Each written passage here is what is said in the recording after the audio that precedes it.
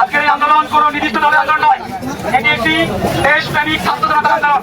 কারণ বিগত বছরগুলোতে যেভাবে বাংলাদেশে অগ্রাসন চালিয়েছে, সেই অগ্রাসনের বিরুদ্ধে ছাত্র জনতা হাজারে নামিয়েছে। এটি কোনো নির্দিষ্ট কোনো দলের ব্যানারে আজকে কোনো প্রোগ্রাম নয়, এটি ছাত্র জনতার প্রোগ্রাম। ভারত যেভাবে স্বৈরাচার সরকারকে